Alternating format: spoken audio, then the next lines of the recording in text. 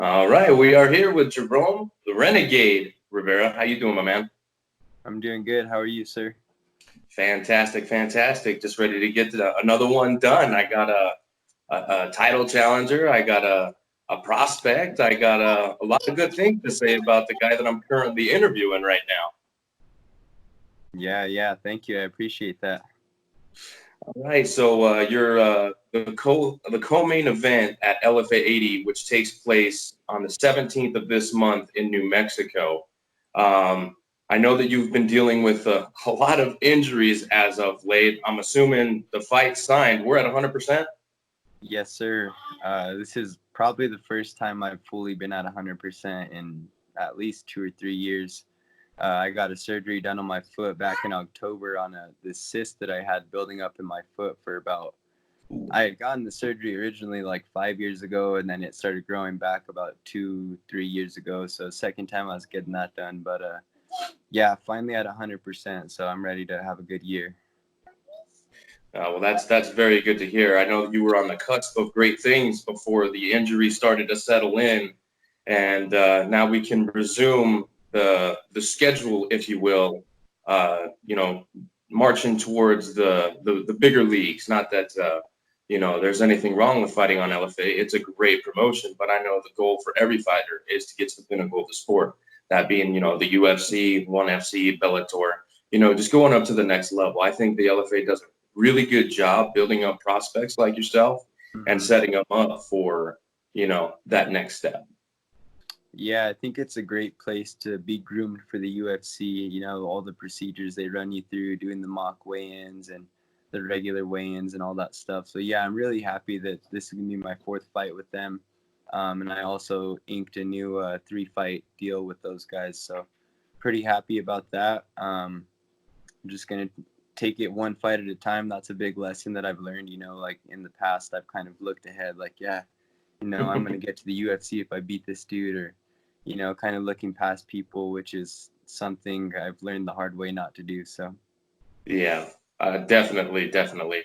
And you're still young in your career. 8-2 overall. Like you got a lot of finishes. Like I said, this interview is going to be full with a lot of compliments for sure. Um, what I want to talk about first is I want to talk about weight classes because you're competing at flyweight, and it seems like just based on appearance that you don't have trouble making that weight. Is flyweight a decent cut for you? yeah, I like fighting at flyweight. I've had like my last 2 weight cuts, I didn't even have to get in the sauna. Whenever it comes to my diet and everything, I get really strict on things, and I've become really smart at balancing out my macros and figuring out what works good for me. So yeah, flyweight's been really good right now, but I mean, bantamweight is pretty cool too because I walk around pretty light. So I mean, losing 5 pounds or less would be pretty nice. But right now, yeah, like flyweight's not killing me to make the weight, so I want to keep doing that for a while and see how that goes. Well, I would definitely say that there's a lot more lucrative opportunities for the weight class of flyweight for sure. Yeah, a lot of good matchups there. I've been studying the flyweight division since I first started training martial arts like 8.5 years ago. So yeah, I like a lot of the matchups in the UFC at that weight class, and ONE FC or wherever I'm at. I'm really lengthy at that weight class. So yeah, it's definitely preferred weight class. Okay, and I know this is going to sound fucking stupid as all hell, but let's just say they open up that. What would be the one after that? Would that be the atom weight? Oh, 115. Yeah, if they opened up a 115, would you be? What do you think about that? We've joked about it before because there's been a couple of times where I cut to like 123 by mistake, and the last time I cut to 123 was pretty bad though. I was there. It was a pretty embarrassing time. It was right before the Brandon Royval fight, and I remember I was laying down with like towels just covering my body, and I knew I was way past 125, but I didn't want to like argue with my coaches, so I was kind of just standing it.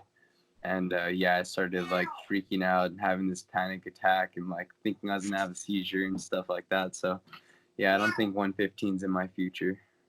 Okay, well that's an interesting weight class for sure, at least for the men. I've seen ONE FC, they do some fights down there at 115, and I think, if I'm not mistaken, I may have seen a promotion do 105 for the men, which is absolutely insane. So these guys are probably all my height or shorter because I'm a little guy. But yeah, so it's funny that you at least have the ability to joke about it. Yeah, the guy I'm fighting, I think I saw that he's actually fought at 115 before, so that's pretty intriguing. I know I could never make 115, so that kind of gives me a little hint that I'm probably naturally a little bit naturally bigger than this guy. Which is not really something that happens a lot for you because frame-wise, you're not a very big fella, but length-wise, you're a pretty lanky guy. Yeah. Yeah, usually a lot taller than all the dudes I fight. So this guy's, I think, like 5'8". I think somebody else announced him like 5'9". So he's pretty lengthy too. It'll be an interesting matchup. It'll be a good scrap. And while we're on the subject of Kendrick Latchman, who is your opponent at LFA 80 in New Mexico, why don't you go ahead and tell me what we got to look out with for this guy? He's coming off of 2 pro boxing fights. Lost both of them. So I don't think he's a very like elite level boxer, but I think probably primarily a boxer more than anything. So kind of looking out for his hands, looking out for his speed.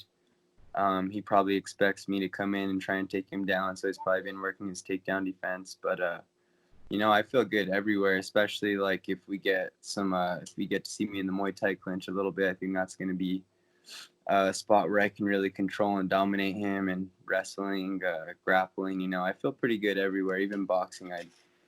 I don't think he's going to be. I mean, I don't think he's a better boxer than I am either. So I'm pretty much ready to go. So you're pretty confident that you'll be at an advantage in all aspects of this fight? Yeah. Speed, power, striking, grappling. I think I'm pretty much better than this guy everywhere. All right, the full pack is, I see you just took a swig right now. What is this green juice that you are drinking there? I actually just picked it up from Sprouts. It's like apple, kale, mango, all this crazy stuff. I didn't want to drink it because I was a little intimidated by how green it was, but it's actually really good. Yeah, well, the green stuff is supposed to be the good stuff, so. Yeah.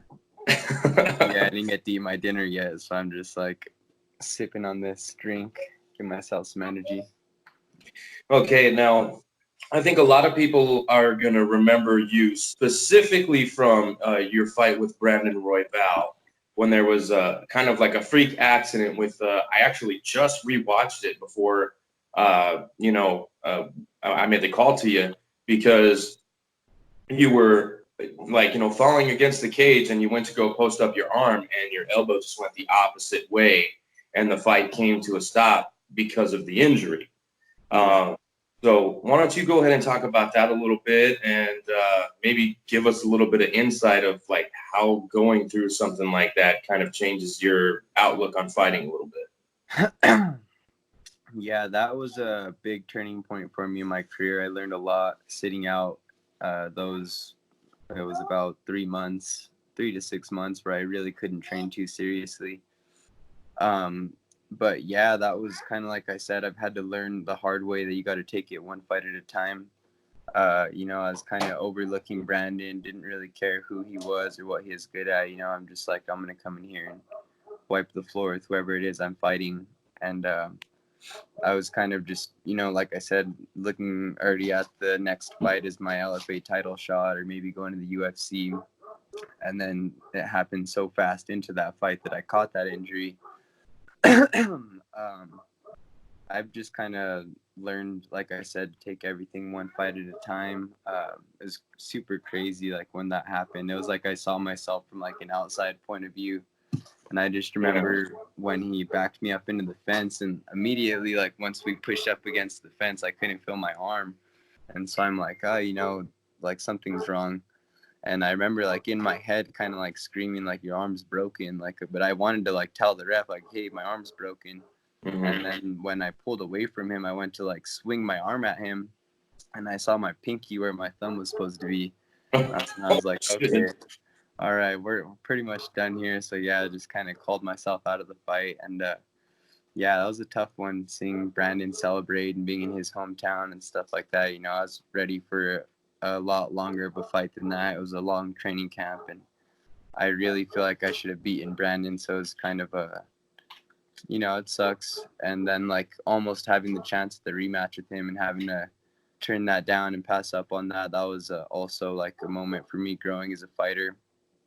I could have probably taken the fight still, but all in all, it wasn't a smart move for me. So I had to kind of just make a mature move for myself and for my family. And, I've grown up a lot in my time outside of the cage, and I grow every single time I get in the cage. So I'm just like really excited to get back in there and see what I can do. Like, I feel like I've matured and like hit this kind of like an epiphany moment, like a breakthrough in that last cap. And I really think I can go out there and just kind of show everybody what I do in the gym. Like, I do so good in the gym. I feel good kickboxing and everything like that. And in my recent or past fights, I've just went out there and not really like done what I know I can do. So this time I think I can go show people all the stuff that I work on, all the kickboxing combos and little cool tricks that I can do and takedowns and control positions. So I think a lot of people are going to be surprised.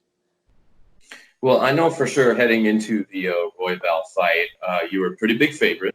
There was some late money that came on him, but you were still a pretty wealthy favorite. And it seemed like a lot of the attention leading up to that fight was also on you, even though you were headed into his hometown. So, and now what you have is you have Royval. He's got the title, and you've kind of got like, I don't want to call it like a relationship or a rivalry, but there's something there between you and Royval. And, so how do you think going forward, let's just say you win this fight, which I'm sure you're going to, what do you do going forward from Um, yeah, definitely. There's no doubt that that's the fight I'd favor over any other. Because like I said, I just signed that contract with LFA. So once we finish this fight with Kendrick Latchman, that's definitely the fight I'm going to be shooting for, talking to the guys at Iridium, see if we can get that going. I kind of thought maybe it was going to be a little far-fetched because I think a lot of people were expecting Brandon to get signed after he won the title. But since that hasn't happened, I've kind of just been here smiling, waiting. Like I said, I don't want to overlook anybody. I know Kendrick Latchman's going to be tough. here? But definitely there is somewhat of a little rivalry going on with me and Brandon. Like, he's knew who I was before me and him fought. He saw me fight Zach Riley, and I knew who he was. We're both good lefties, both good at striking, both good at jiu-jitsu. So, yeah, I think he's a tough fighter, and I definitely want to get more than 46 seconds with him. So, yeah, definitely expect me to be calling for Brandon after this fight. Well, and I think it's very interesting. I interviewed him after his title fight, and I like the kid. He's a good kid, but he seems to think that he's also on his way to the UFC. So let's just say that happens. Okay, he moves on. Are you gonna chase that? Are you gonna pursue that, or are we gonna let that one go? Yeah, I'm not like hell bent on fighting Brandon. Okay. Okay. But he did kind of stir up the pot a little bit after everything happened when LFA or Access TV bought out Anthem Sports or whatever it was. Yeah, that whole deal. Yeah, whenever that had happened, sorry, where was I going with that? My daughter distracted me. It happens. It happens. I got two, so I know how it goes. Yeah. What was I saying? Sorry. No worries. Brandon stirring the pot when Access pulled the rug out over LFA.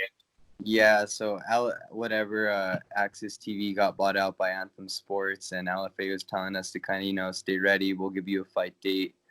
And I was kind of staying ready for a couple weeks, and we still didn't have a fight date, and I had a surgery date scheduled. So I told them I'm gonna have to opt at the surgery. I didn't know if LFA was gonna have the fight in November, December, January, and I didn't want to keep putting that off. So, like I said, I had to make a decision for myself and for my family, and we turned down the fight. And then he posted a picture on his social media story of a clown like putting makeup on, and it's like when you beg for a fight you don't deserve and then turn it down. And he tags Iridium and LFA. I'm like, oh, okay, so this guy wants to start running his mouth, but he doesn't want to tag me in it. So that definitely kind of stirred up the pot a little bit. You know, I had already kind of had some negative energy towards him after how much he is celebrating after my loss by injury. So that just kind of makes me want to fight him a little bit more. Okay, and I'm sorry I pushed the issue so hard, but I'm a sucker for a rivalry. I love them. I love them because at the end of the day, you guys are both martial artists, and you guys get to do what everybody else in the world would want to do and settle their differences in a fucking fist fight. So I think that's why I enjoy the rivalry so much, because after it's all said and done, you know, the winner wins, the loser loses, you shake hands, and, you know, for the most part, that's usually how it goes. You know what I mean? You just kind of go your separate ways. So, again, sorry. You know, it'd be a good experience for us too. You know, like I kind of want that to happen in a sense, because, you know, everybody has to fight a rival one day and kind of go through that extra little bit of pressure and stuff like that. So I think it'd be good for me and him as martial artists also. Yeah, well, to build it up into something where, I mean, you guys are looking at, you guys are the top flyweights in the world, man. If he gets signed to the UFC and you follow him there, the rivalry could be settled in the biggest cage in the world. You know what I mean? So rivalries, especially this, you know, early into your guys' career, definitely is not a bad thing. You guys are both on upward trajectories. You know what I mean? I think you guys are both ready for the UFC. So it's definitely not a bad thing. And it also sometimes, you know, lines the inside of your pockets a little bit better than just a regular fight. So. Yeah, for sure. Okay, so you've been a pro since 18, but you've been fighting since what, 16, 15, somewhere in there? Yeah, 16 years old, I started Brazilian Jiu-Jitsu, and then I used to wrestle before that, kindergarten to 8th grade, and I really started watching like UFC and stuff in like 5th grade, and I was always like messing around with my buddies, doing like Brazilian Jiu-Jitsu at the park, even though we had no clue what we're doing. Mm-hmm. But yeah, I've been actually competing in Brazilian Jiu-Jitsu, boxing, kickboxing since 16. Oh wow, that's pretty incredible. Way longer than me. I had a couple amateur fights way back when, and you know that was kind of the end of that. Here, let me plug in my laptop real quick before it dies, so we can continue. Oh, nice. That's cool. But do you do jiu-jitsu still or anything actively? No, this is what I do actively. I've been chasing this because I broke my foot a few years ago. I felt as if that I would never be able to compete again. So I kind of just gave it up, and then, you know, came up with the idea to, you know, do a podcast. Now you're asking me questions. I'm the interviewee now. But this was the way that I could be connected to the sport, because it's something that I was extremely passionate about. Even though I sucked and got my ass kicked very fast, I fought Saul something. I don't remember the first kid's name, but then I fought Madrid. I fought the Barber. You know what I mean? He fought for World Series of Fighting, so I didn't feel too bad about that. He got to a big league. But, you know, this was just an easy way for me to stay connected to the sport somehow. But I've been kind of testing the foot a little bit. And, you know, maybe it's not as bad as I thought it was. And, you know, before my ass gets too old, I should jump back in there. Yeah, definitely. If you're ever in Santa Fe, New Mexico, you're always welcome to come do some jiu-jitsu with us. Well, that's the thing. I've been actually tossing the idea of, you know, maybe traveling a little bit with the show and, you know, kind of getting a look at different camps, letting them kick my ass on camera and, you know, just having a good time. So if the door's open, trust, I'll take you up on that. Yeah, that's a great idea. I'd watch that. Right? Yeah, because no media is going to do that. No media is ever going to put on any type of glove. They're never going to put on any headgear, no cup, no nothing. They're too pretty for that kind of shit. And if you can't see what's going on here, I'm not worried about it. So, so your fight is just days away. I think we're like, what, 5 days out? Yep, 5 days out. 5 days out. So all the hard you've done your last hard sparring as of like what, about Saturday, Friday, somewhere in there? Yeah, usually about a week out, we'll do like the last hard sparring session.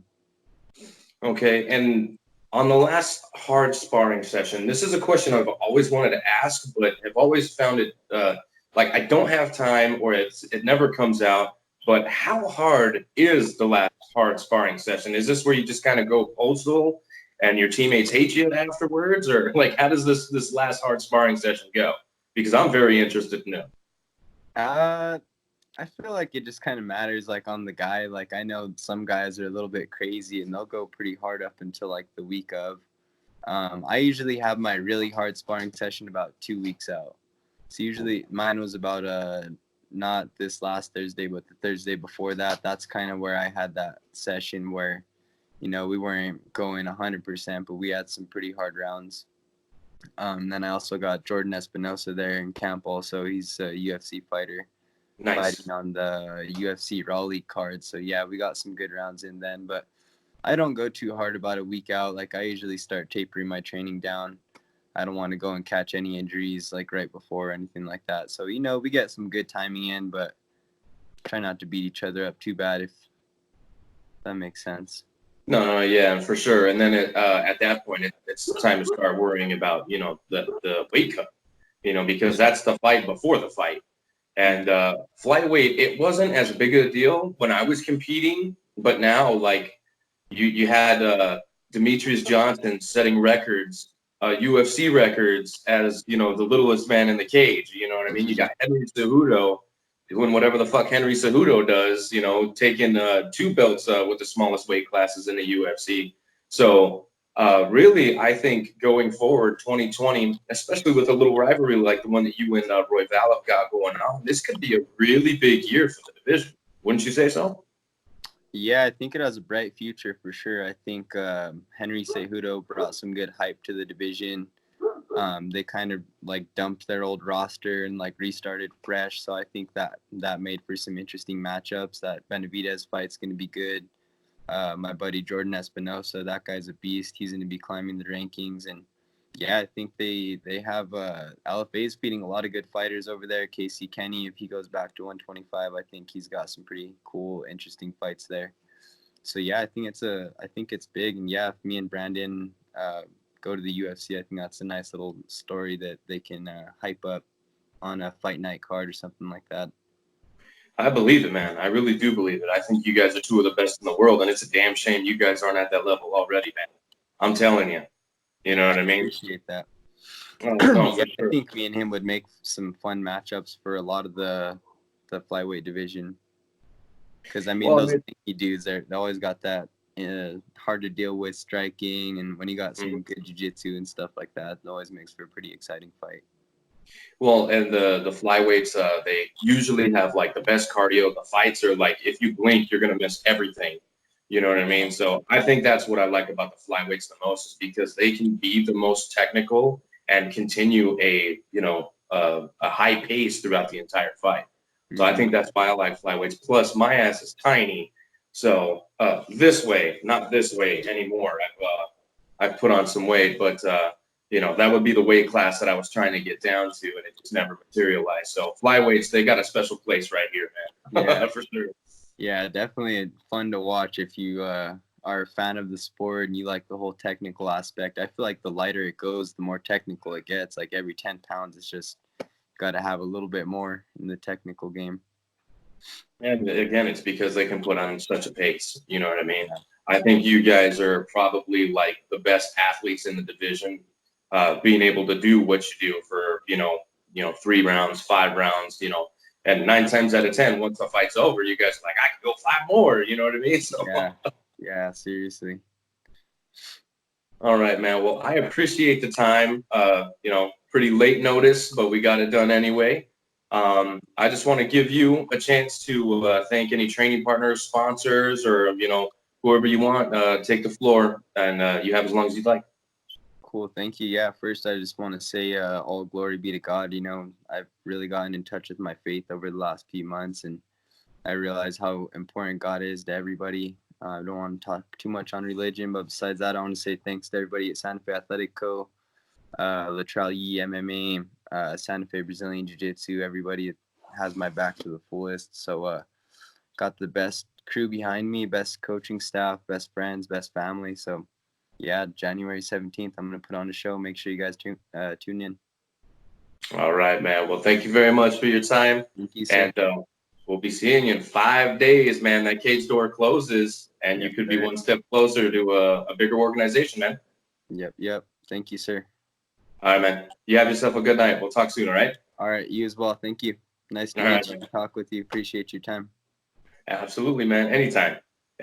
You fucking you bored and you want to chat, you hit this motherfucker up. Heck yeah, I will do. All right, man. Well, it sounds like you got a dog and a baby to attend to. So you got your hands full. I'll go ahead and let you get out of here, man. All right. Thank you. Have a good one.